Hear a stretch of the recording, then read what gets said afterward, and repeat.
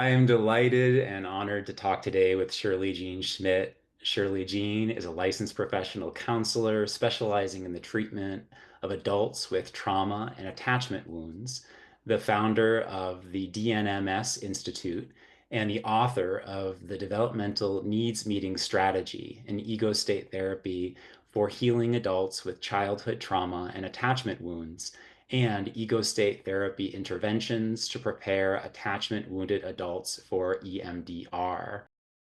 Shirley Jean has trained hundreds of clinicians in the DNMS at regional, national, and international workshops and conferences since 2002, and she's published many articles about the DNMS, EMDR, ego state therapy, and pain management.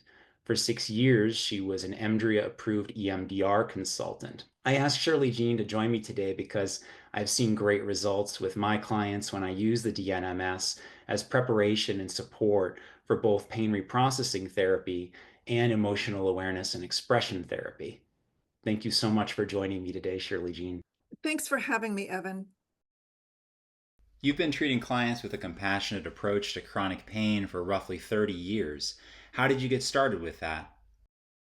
In the early 90s, I was a student of mindfulness meditation, and my meditation teacher gave lots of Dharma talks on how to significantly reduce the sense of pain and suffering with meditation, with mindfulness and equanimity. And I was at a place in my career at that moment where I needed to make a change.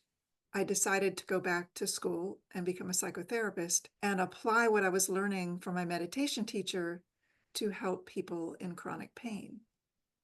I discovered once I started working with pain patients that there were layers of complexity, mostly due to childhood wounding, that the meditation wasn't really addressing. So I quickly learned that the meditation wasn't going to be enough. For those who are unfamiliar, can you give an overview of the DNMS and ego state therapy? So ego state therapy is a broad category, and there are multiple ego state therapies. DNMS is one of them. Transactional analysis came into being in the 60s. Watkins and Watkins created an ego state therapy model based on hypnosis in the 70s. Internal family systems, which is the most popular or the most well-known, came about in the 90s. And there are other ego state therapies as well, but all of them are based on the idea that we have parts of self, and those parts of self got wounded by significant experiences, usually in childhood. And depending on the nature of those wounding experiences, those child parts either got a little bit stuck or very stuck, a little dissociated or very dissociated. So these stuck child parts developed competing agendas, which can lead to internal conflicts. And the nature of those internal conflicts can lead to stress. Wounded child parts often cope with stress with maladaptive coping strategies. And that can include things like hostile aggression, passive aggression, cutting, starving, drinking, people-pleasing.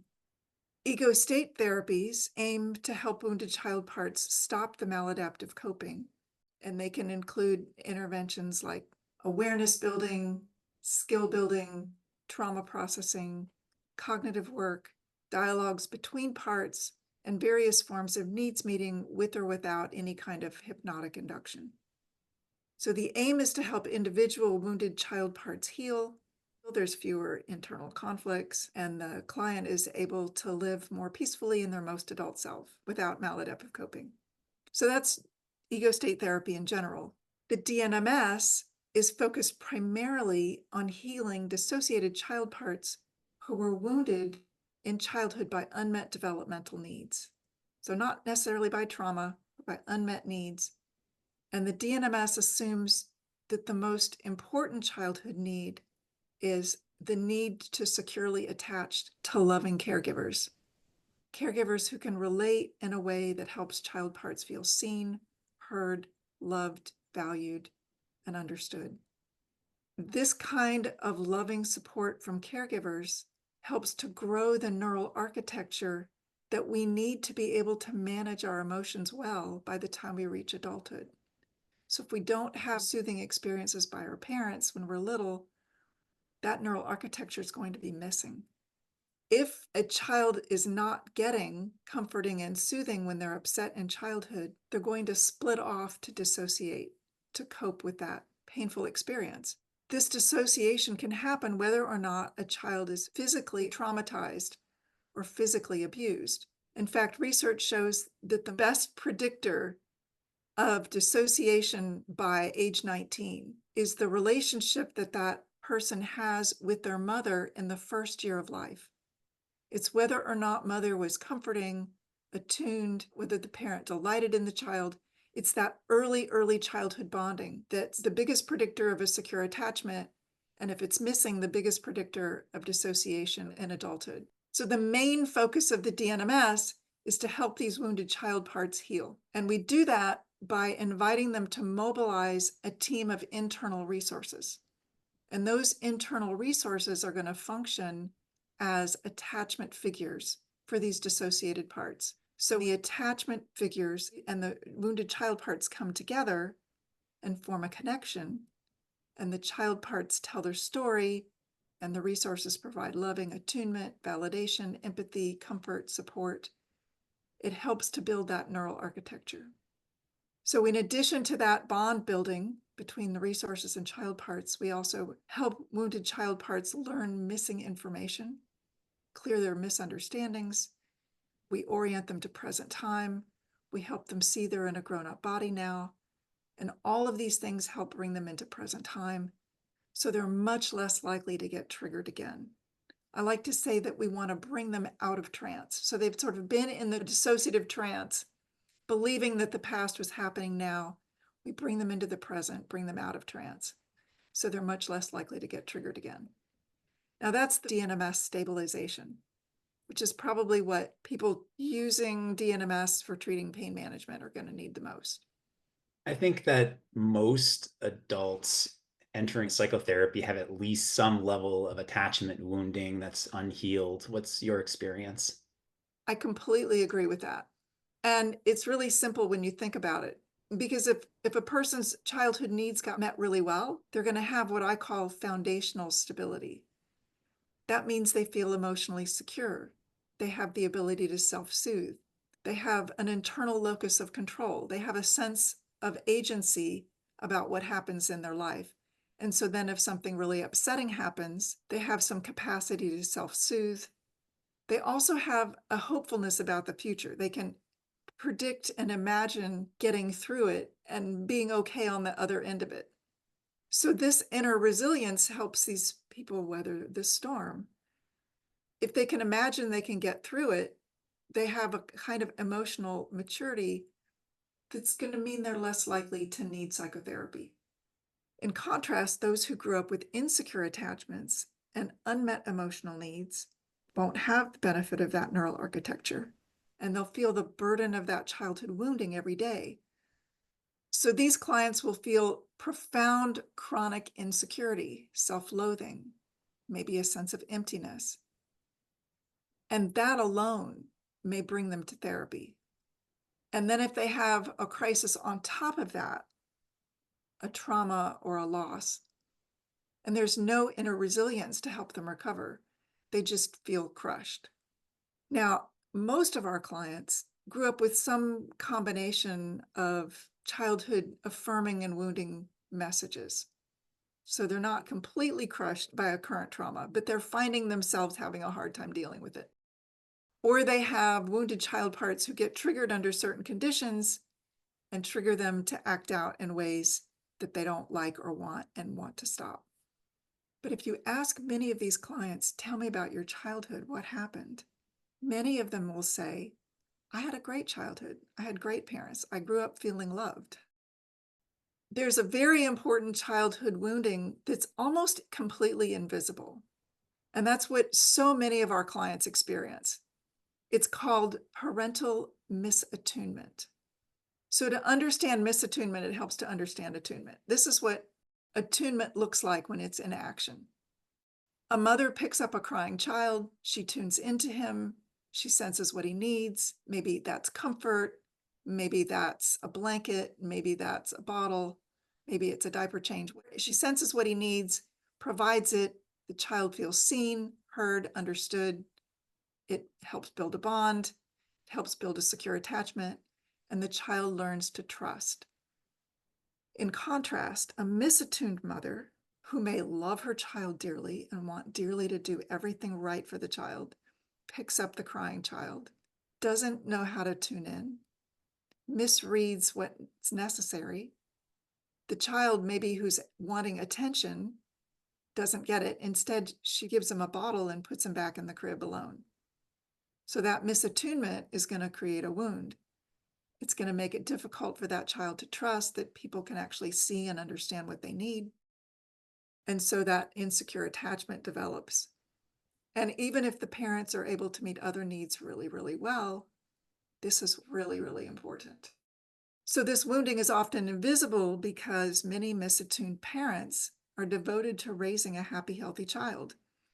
And maybe they meet every other need very, very well. The child grows up getting enough clothes, enough food, enough games, enough toys, enough books, enough play dates. Birthdays are fun with lots of activities and a birthday cake, right? So there's all of this evidence of a parent providing everything a child needs. And to some degree, it's true, but that one important need is just not getting met. So this can lead to an invisible attachment wound well into adulthood that can lead to all kinds of relationship symptoms and other problems for a client. What was your journey in being an EMDR practitioner, and then what led you to create and incorporate the DNMS? So I got trained in EMDR in the mid-90s. It was pretty new, and I was brand new. I was just an LPC intern when I took my EMDR training. So I didn't have years of clinical experience to inform my practice. So a lot of what I learned about treating trauma came from my EMDR training. And what they taught me was any kind of adverse experience at any age in life is a trauma. So they basically equated growing up feeling rejected by a parent with having an adulthood car accident. They're basically equivalent. They're both traumas. EMDR can fix them both. Unfortunately, when I put that into practice, it didn't work. And what I found was that either the client got a little bit better, nothing got better, or some clients got worse. One of my early clients ended up in a psych hospital 3 days after my first EMDR session. Another one, we did EMDR for several weeks, and the traumatic material we were processing was actually processing through, but he lost his ability to function, quit therapy, and attempted suicide. Thankfully, he didn't complete it, but I just had to step back and go, something's wrong here. Something's missing in my training. I don't know what it is, but I need to take a step back to tap the brakes here. I've been there. So So I started doing some learning about ego state therapy and resourcing. And one day I was in a consultation session with a colleague. I was actually the consultant, and he was describing something he was doing with a client where he was systematically going through each developmental stage using an imagined caregiver to meet the developmental needs at each stage along the way.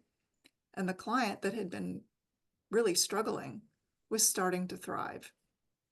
And a light bulb went off in my head. Like, I've been taught that it's all about trauma, but maybe it's really all about unmet emotional needs. So if it's all about unmet emotional needs, maybe instead of processing trauma, we need to figure out how to meet needs. So I endeavored to figure out and experiment with protocols that would do needs meeting. And that eventually led to my team of 3 resources. Originally, it was a nurturing adult self, protective adult self, and spiritual core. And that's still part of my protocol. And later I developed what I call provisional resources that are a little bit easier to mobilize. And they're not just caregiver self resources. But either way, we want clients to have this team of internal resources because they're going to serve as attachment figures. Since I started developing the DNMS in 2000, it's evolved a lot. It now has 3 phases. The first phase is stabilization, which I teach in my most current book, the one I wrote in 2020 for EMDR therapists. Stage 2 is about turning off recorded messages that are wounding. So if I hear a wounding message from my mom every time I look in the mirror, a shaming message about how I look, stage 2 will turn that message off. And stage 3 is comprehensive needs meeting that helps parts get completely unstuck so they never get triggered again. My current trainings are teaching and encouraging, especially EMDR therapists, to use stage 1 stabilization as a way to prepare wounded child parts for trauma processing. If they take my training, they're unlikely to experience the kind of treatment failures that I had when I started my EMDR practice. Saving everybody, both clients and clinicians, a whole lot of trouble with that. Exactly. Well, if you're starting with the right assumptions, you're more likely to have better treatment outcomes. EMDR, PRT, and EAET all share this common thread of using mindfulness and exposure to unpleasant internal experiences to decrease symptoms. And I'd like to share a few examples of how I've seen the DNMS supporting both PRT and EAET and see if you have some feedback or thoughts on these examples. So to start, I've found that healing wounded parts with the DNMS reduces reactivity, fear, and even symptoms even before starting other therapies like PRT and EAET. That makes a lot of sense. And the more wounded parts we help heal, the more foundational stability clients will develop. And that improved foundational stability will improve treatment outcomes with any other therapy that follows. But the DNMS can also help in a more targeted way. Some child parts hold specific negative beliefs that turn up the volume on pain. Beliefs like, it's not okay to have needs, or it's not okay to express anger. And these may inspire the body to hold on to painful emotions, which, as you know, can exacerbate pain. And then some beliefs can complicate healing in general, like I'm not allowed to feel good, or people only notice me if I'm sick. So the DNMS has interventions for processing through blocks like this. And I would expect if a pain patient has blocks like this, applying the DNMS healing interventions in advance will help clients become much more receptive to what they can benefit from these pain interventions. I found that preparing clients with a strong DNMS healing resource team supports them with the exposure work to both the somatic symptoms in PRT and the emotions in EAET. For instance, the Nurturing Adult Self resource is very effective in reducing fear about the somatic symptoms when doing somatic tracking or other graded exposure to somatic symptoms. And I've seen the protective adult resource help in two really awesome ways. First, the protective adult self can model expression of anger and assertiveness toward assailants and abusers, which allows the client to more gradually try on this experience of anger and assertiveness. Secondly, the protective adult self resource can support the client in trying out these expressions of anger and assertiveness on their own. So I've heard clients say something like, I felt like the protector really had my back, which allowed me to have the confidence to say what I needed to say, to feel my anger and to express it. I love it. Attachment wounded adults have many parts that long to be seen, heard, understood, and valued. We have several options for processing wounds inflicted by these attachment failures. One option is cognitive, like repeating affirmations over and over again, affirmations like I'm lovable. Another option is physical, like working out the intense emotions on a punching bag. And the third option is relational, where trusted beings offer us attuned validation, empathy, compassion, and support. So the nice thing about the resources is that they're internal, so they can provide support 24/7. And this kind of intense support helps wounded child parts finally get what they've been longing for, to be seen, heard, understood, and valued. It gives them permission to feel and express the full range of emotions. It's the antidote to the attachment wounding that exacerbates the pain, and in some cases actually put the pain in motion. It's like giving a thirsty plant the water that it needs. Would you like to share anything about your own experience in working with folks with chronic pain and what you've learned? So I think of two paths to helping people in pain. There's a short-term path and a kind of a self-soothing technique I like to teach. And then there's the long-term. So let me talk about the short-term first. I developed something that I call my pain meditation. So let's say somebody has a pain in their knee. And let's say they've been doing a little DNMS and they've developed a resource team. I would start by inviting them to connect to their resources and feel the loving energy that the resources bring into their body. And then I invite them to just sort of breathe it in and out and notice that loving energy can fill their body and fill the room. And I invite them to imagine that they have holes in the tips of their fingers and toes. And as they breathe in that loving energy, it can flow through their body and flow out their fingers and toes, and then back in as they breathe in. So like a continuous loop of loving energy flowing through their body. And then I invite them to notice the part of their body that's in pain. Let's say it's their knee, and to notice how the energy is flowing around their knee. It might not be flowing through the knee the same way it flows everywhere else. Maybe it gets stuck. Maybe there's a border around it. So I invite them to tell me about that. How does it flow? Does it feel like the area in pain is like a solid rock that it's skirting? Does it feel like it's a fuzzy rock? Does it feel like a cotton ball? Does it have solid edges or rigid edges? So they notice and describe, and sometimes it helps to explain it in terms of water, like if this was water, how would that water be flowing around it? And after they've described it, I say, so I want you to just invite the resources to surround this area of pain with loving kisses. Loving kisses all over your knee, sending a message of appreciation and thankfulness and gratitude to your knee. And just notice that for a while. And when you're ready, tell me what you notice. And it's not unusual for all those loving kisses to sort of change the way the energy then flows.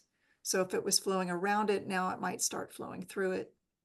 And so we're not loving and kissing the pain, we're loving and kissing the knee that's in pain. As that relationship with the knee starts to shift, the pain level often comes down. The sense of suffering comes down, or the sense of being out of control comes down, and the sense of being in control comes up. And then I can even go a little bit farther if I want to do a deeper intervention, an ego state intervention, and say, if the knee had a message for you, what would it be? And maybe the knee says, why are you always ignoring me? Or why are you so mean to me? And then we invite the client to provide a loving response. And so we get a two-way dialogue going between the client and the knee, so that the knee has the possibility of feeling a sense of support. We can kind of treat the knee like a wounded child part. And in a sense it is, in the sense that it's a part of the body that relies on the adult self to navigate whatever its needs are. And then when the knee says something like, well, you need to exercise more or drink more water or rest more or whatever it is, then I can ask the adult self, can you promise the knee that you will do what it's asking? Hmm. In the long term, I want to be working with wounded child parts that are contributing to the degree of pain that's above and beyond what the body just naturally needs to signal.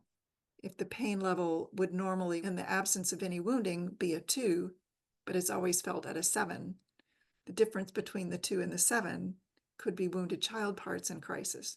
Mhm. So if we can get those wounded child parts stabilized, where they're not triggered or getting triggered easily, then it can help bring that pain down. So that work might include working with multiple child parts to bring down. So that can take weeks or months. And it's worth it because it's so much harder to get somebody from a 7 down to a 0 than from a 2 down to a 0. So if we do this Yeah, piece working with wounded child parts, we have a much better chance of being effective and getting it down to effectively 0.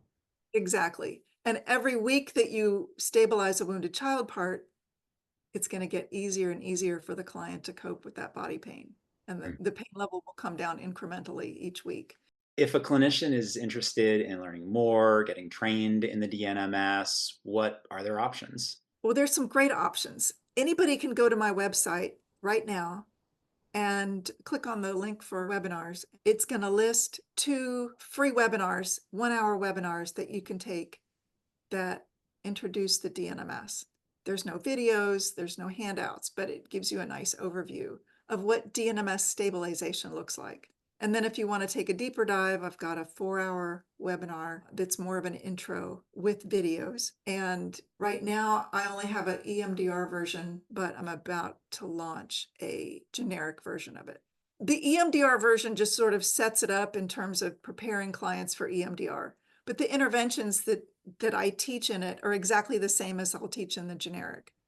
And then I have, if you really, really want to learn it, I recommend a 16-hour webinar, which goes into a lot more detail. It includes how to take a history, how to assess attachment wounding, how to work with belligerent parts that are very controlling, that are determined to maintain the status quo and fight with the therapist on that. So there's specific techniques for working with these difficult parts. There's a whole module on working through blocks, a whole module on how to attune. So it goes into way more detail than you're going to get from the free webinar or the 4-hour webinar. And then if you want to take a really deep dive, which I highly, highly recommend, there's a 9-week class. I have 3 trainers who do these 9-week classes. And the core of the 9-week class is the 16-hour webinar. So you'll watch a part of the 16-hour webinar, maybe read a little bit from my book, and then take a 2-hour class once a week with homework and practice. So the class is mostly focused on practice. So you read it in the book and then you practice it for the class. And then you do that for 9 weeks and it takes you through the entire 16-hour webinar. So you can get 34 CEs for that. Shirley Jean, thank you so much for your time today and for bringing this very helpful model of therapy to clients. Thank you, Evan, for inviting me. I really enjoyed this meeting.